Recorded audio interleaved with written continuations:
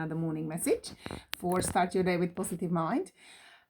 We're talking about higher mental faculties, and today we're looking at the fourth one, which is the will. By saying the fourth one, it is the fourth one we're discussing, but they are in no particular order. They're all very important and equally important. So we're looking at the will, and the will is the motivation.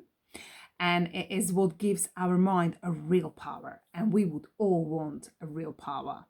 Now we're getting wisdom in understanding and learning about the higher mental faculties, which will significantly improve our life and create a path to success.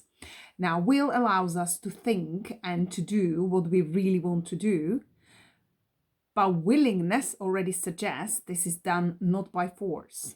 So if I'm willing to go somewhere or willing to do something, it doesn't include force. Because what we sometimes like willpower, just be aware that willpower, sometimes you can hear people talking about, well, I'm going to make myself do that, or I'm going to make myself go there.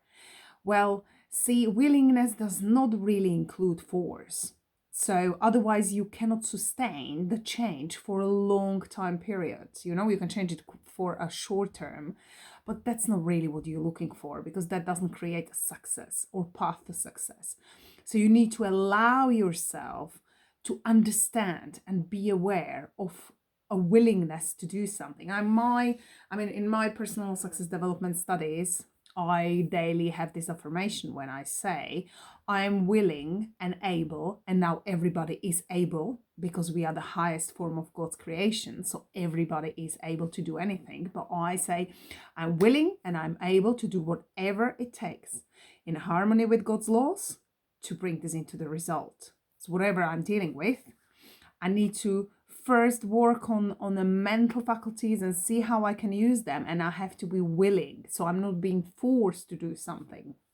Now, the will is it is the will that we learn to concentrate with, and concentration is the key to success, and it is done by a will. So your exercise for today is and this is one of, I cannot actually stress enough how much this helped me, and it helped my boy as well. Because, we have children, we all parents, well, maybe not all, but we're going to be or already are. You need to improve the focus and concentration, and you're doing it by will. So I want you to sit down, have a candle in the room, opposite the table, when you're studying, when you're working, or have a dot, or have a sticker note or anything. Put a dot or put a target, Peggy uses target, Bob uses dots. There are people, other mentors who use candles. Do whatever you want to use, but focus on that one point for 5 minutes every day for at least 30 days. The longer you do it, the better concentration you improve.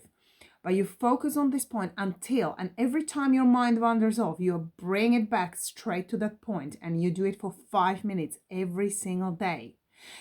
And you know what? When I've heard this exercise first time, I thought, easy. I put it on my daily task of list, and it's like 5 minutes focus. I've learned how hard it was at the beginning to actually stare at that candle for 5 minutes without wandering off. And you realize not only you wandering off with the mind, you're all of a sudden you feel like, when I've started doing this, all of a sudden I had this urge to go and make a coffee, like anything to get me away from that candle. This is such a powerful, amazing exercise. Do it for next 30 days, 5 minutes a day, and you will give a real power to your mind. This is my message, and I'll see you next week. Bye.